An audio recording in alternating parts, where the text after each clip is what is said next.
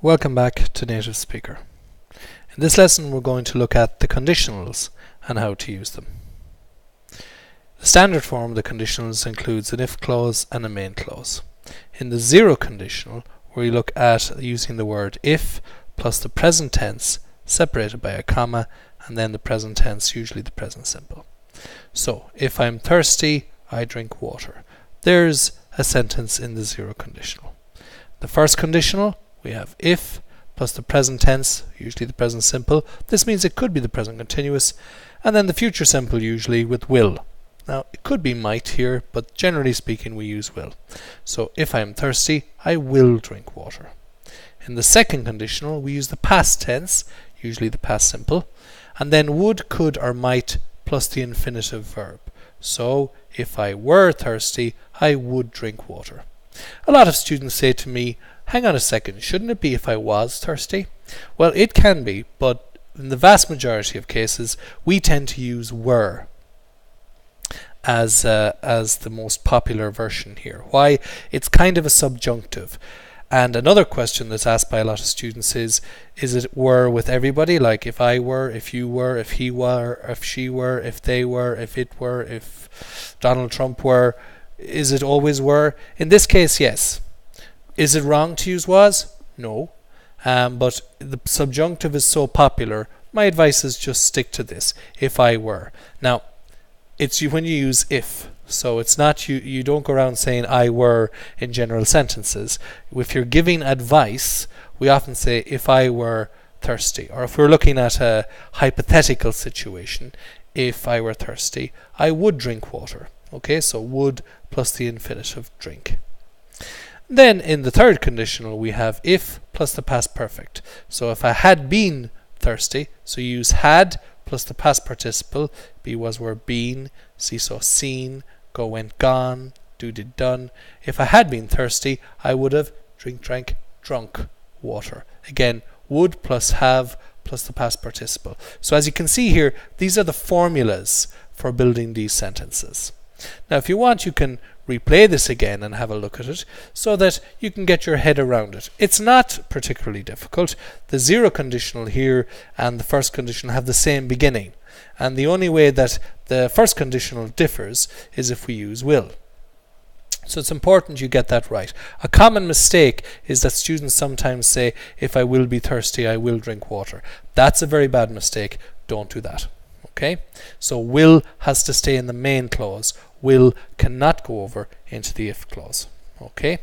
If I were thirsty, I would drink water. This now is a hypothetical situation, and the most important thing to do is here use the second form of the verb, and over here would, could, or might plus the infinitive, the first form of the verb. So I would drink water. And over here the past perfect, if I had plus past participle. If I had been, if I had seen, if I had gone, if I had done. So if I had been thirsty, I would have drunk water. So there we can see the construction of the zero, first, second, and third conditionals. There are other mixed conditionals as well, but we're just looking at these four standard forms. It starts at 0 and it ends at third, and that gives us 4. Sometimes students find that a little bit confusing, and in class sometimes we have little misunderstandings, but because there are 4 of them, because it starts at 0, even though there are 4, it ends at the third. Okay, now there you have the construction. What we're going to look at now is the usage. How do we use these? Okay, so first of all, we'll look over here at the usage, and we're going to look at why we use the zero conditional. So we use it to speak about our habits, we use it to speak about obvious rules, we use it to speak about scientific rules, we use it to give commands, and we use it to make polite offers of help. Okay, so let's have a look now at some examples of that. So, zero conditional, obvious rules. If you're wearing sneakers, you're not getting in. Sneakers are sports shoes. Where would you hear that? Well, if the bouncer or the security guy on the door of the nightclub was telling you what the obvious rules are for getting into the nightclub. He might say, if you're wearing sneakers, you're not getting in. Now, what do you notice here? Here, I've used the present continuous. So it's a present tense. It's usually the present simple, but I wanted to show you an example of how this has a certain flexibility to it. If you're wearing sneakers, you're not getting in. Okay, that's one obvious rule. If you don't study, you don't pass. There you go. There's an obvious rule of going to school and studying. If you don't study, you don't pass. Hello, that's obvious. If you aren't 21, or if you are not 21, you don't get served. That's the rule in many bars, especially in America. You need to show your ID. So if you're not 21, you don't get served. This is an obvious rule. And these obvious rules tend to be strong rules. When people say this, it often suggests that they don't feel like changing them. Okay. So, next one. Scientific or medical rules. Alright, so let's have a look at those. When you add potassium to water, it reacts violently. So that's an example of a scientific rule. If you add potassium to water, it reacts violently. If you replace potassium with hydrochloride, it reacts even more violently. Again, another scientific rule. So when you're in school and you're explaining things to students, that's the zero conditional is your friend. If you boil water, it turns to steam. And if you drink too much alcohol, you get dehydrated. So there's a medical rule. And this is a strong, obvious medical rule. Zero conditional for habits. If I'm bored, I usually watch some TV. If I'm delayed at work, I sometimes order a pizza. And if he doesn't like a class, he doesn't give them any exam tips. These are the habits of people. Okay, exam tips means exam advice. Okay. Zero conditional is also used for giving commands or polite offers of help. And these are talking about a future scenario. These ones here are talking about everyday scenarios. But here, these are talking about a future scenario. Now, watch carefully, you'll notice something different about these. If I'm late, go without me. If you have any queries, just give me a buzz. Okay? And if she rings, come and get me.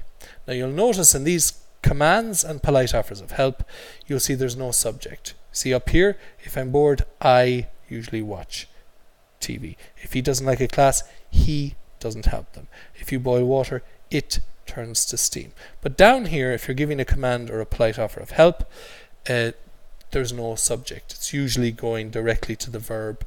There might be an adverb in front of it. So if I'm late, go without me. If you have any queries, just give me a buzz. And if she rings, come and get me.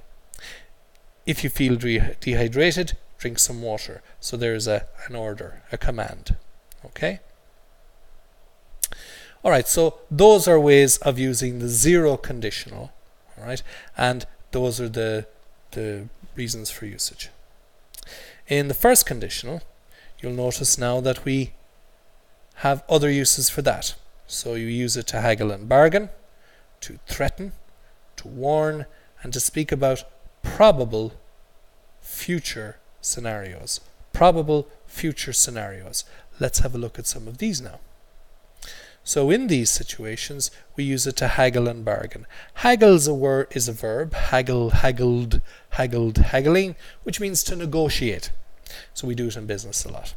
If you help me, I'll help you. Here in conversation, we contract I will into I'll because it's friendlier. If they hoover the kitchen, I'll iron their shirts. If you're good, I'll order a pizza later. So mom or dad might say that to the children. So if you help me, I'll help you. If they hoover the kitchen, I'll iron their shirts. If you're good, I'll order a pizza later. So that's to haggle and to bargain. And then the first conditional, we use it to threaten. So if you don't turn down the music, I'll call the guards. Again, this is more conversational English. I'm using I'll for I will. Or if you say that again, I'll leave, to threaten somebody. If you say that again, I'm leaving. Now, I wanted to show you here that even though I've told you that the structure uses I will leave, very often people will use the present continuous. Why? because it's referring to the future in a way. Remember that we often use the present continuous to talk about our plans for next weekend. So, for example, what are you doing next weekend? Or do you have any plans for next weekend? Yes, I'm going to Dublin. Yes, my friends are coming to Sligo. So we can use that. So that's an example there of how the future can be used. And it's not that we're breaking the rules. It's normally I'll, as you'll see. But there are times when people use this as well. So just so you know. If you don't do your homework, I'll take your mobile phone. So mom or dad might threaten their teenager with this kind of punishment. So they're used to threaten. To threaten means to tell somebody you will do something bad to them. Now we also use the first conditional to warn, which is similar to threaten, but sometimes you're doing it to help your friends. If you don't study, you'll fail your exam. So we're back again to you will fail your exams. You're trying to help your friend to get him to focus. If you say that again, she'll leave. You're warning your friend that if he teases his girlfriend too much, maybe she'll get angry and she'll leave. If you're not careful, you'll fall. Maybe mom or dad will say that to the children if they're playing too carelessly. And if you don't listen to your parents, you might regret it later in life. And you'll notice here now I've introduced might. And you'll say, well, you told us it has to be will.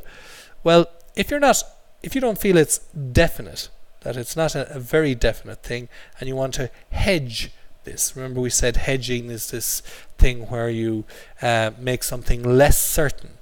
Then you might introduce might. Okay? So it doesn't always have to be will, but it could be might. As again, you see in the vast majority of cases, we tend to use will or I'll, the construction, or he'll, she'll, we'll, they'll. But I'm just going to show you one or two other options that exist. Life isn't always black and white, and sometimes you'll notice that people use these as well. And then we use the first conditional to speak about probable future events, such as if I have time later, I'll meet you for coffee. This suggests to the listener that their plan is 70% yes. If I can do it, I'll let you know. 70% yes.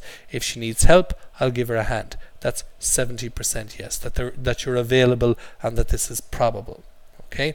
So that's very important to understand that the first conditional is talking about probable future events. And when you're talking to people and listening to them, you got to make sure that you've understood, are they using the first conditional or are they using the second conditional? If I were thirsty, I would drink water.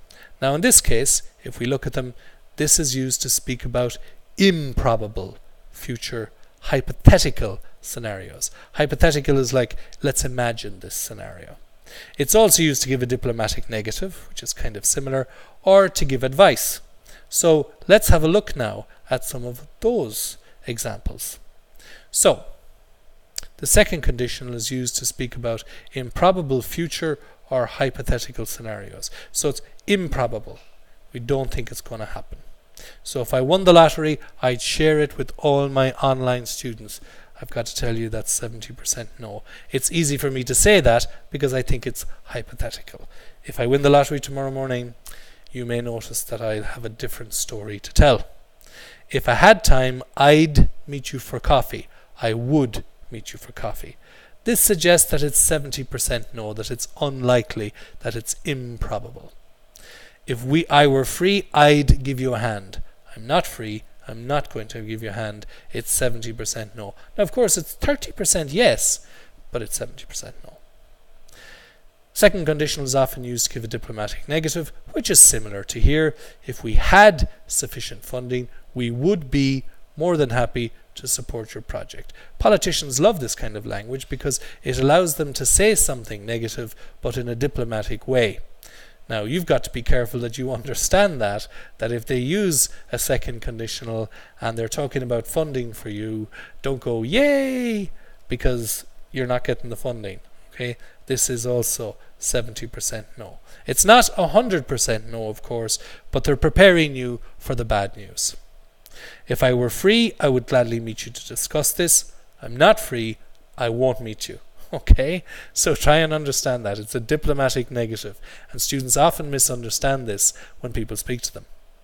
If I had your application, I'd give it to my supervisor. I don't have your application, I'm not giving it to my supervisor. Then the second conditional, oh, by the way, here's a lovely little idiomatic expression, an old saying, I would if I could, but I can't, so I won't. And we say it quite quickly, I would if I could, but I can't, so I won't. Okay? And it's an old saying. It's another way of saying no on time. So we can say if I were you for advice, and that is certainly the number one. We love that phrase for giving advice, if I were you. Students ask me, as I said earlier in this lesson, can I say if I was you? Yes, you can say it, but it's not popular, and almost everybody says if I were you. It's just a habit we've all gotten into now. If I were in your shoes, yes, it's pretty popular. Not as popular as this one, but it exists. Could you say if I were in your place? Yeah. If I were in your situation? Yep, you could say this.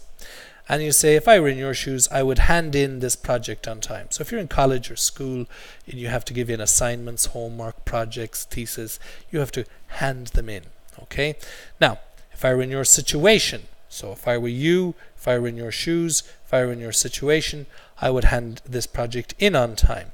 So here we've seen 3 different ways to give advice.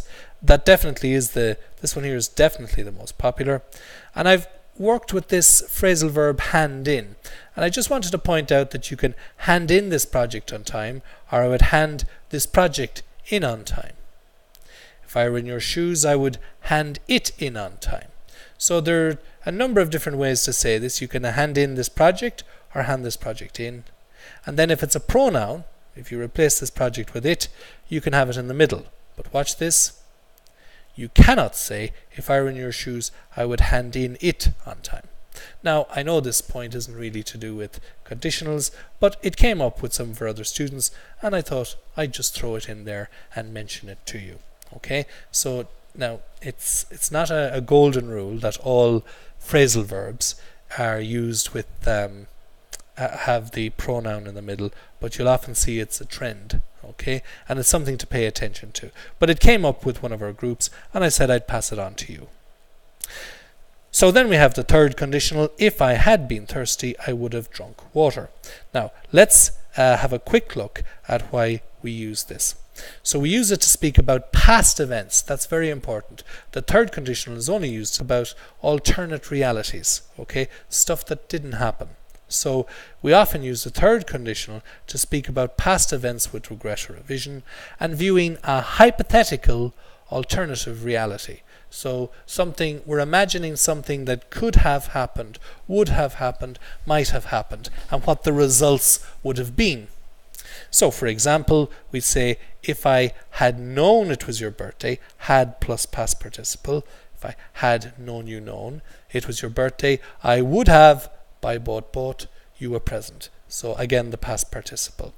Don't worry about this. It's always I would have. A lot of our students have come up with questions like, is it he would has or he would's have? No, no matter if it's I, you, he, she, it, it's always would have plus past participle. I would have by bought. I would have catch caught. I would have see saw seen. I would have do did done. Just put the past participle of the verb in there. That's the third form. And Bob's your uncle, it's all good. Over here, also the past participle plus had. And again, it doesn't matter if it's I, you, he, she, it, it's always had. If I had time, oh, and look at that. Some students are surprised. Had is an auxiliary verb and had is a normal verb. So, what are the 3 forms of have? Have, had. The third form here, past participle. If I had time, I would have contacted you. Contacted. Third form of the verb, the past participle. So if I had time, I would have contacted you about the meeting.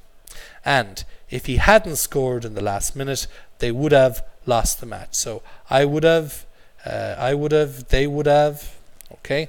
Lose, lost. Score, scored. So that's there. Just to recap on that before we leave it, that's the structure. Structure is not difficult. My advice to you is really start building your own sentences. Get out a piece of paper and start building these sentences yourself. It's not that difficult. Okay, so that's the structure down here, and here's some examples. And this is looking at a hypothetical alternative reality in past, always in the past. Okay, that's very, very important that you're looking at the past. Okay. Now, one thing that I'd like to jump over to here is I would like to mention, and it's a little messy, but I'll jump over to this here. I'd like to mention something about the conditionals. In your life, this is you here, this is my wonderful art, and you're walking forward through time. This line here is time walking forward. So the third conditional focuses on past alternative realities, over here, and the zero conditional focuses on your everyday and also on the future if you're talking about commands or polite offers of help. And the first conditional looks at your probable future, 70% yes. And the second conditional looks at your improbable or hypothetical future. Now the second conditional does look at your future, but it's improbable or hypothetical. The first conditional looks at your probable future, and the zero conditional can talk about a future event where we're giving you a command or an offer of help. The zero conditional is also used to talk about your everyday. And the third conditional is often used to speak about your past alternative reality. Okay, so that's just to show where they sit in your life. So the best thing to do is get some practice and you'll be able to use these quite easily. That's all from me. The very best of luck. I'll see you next time.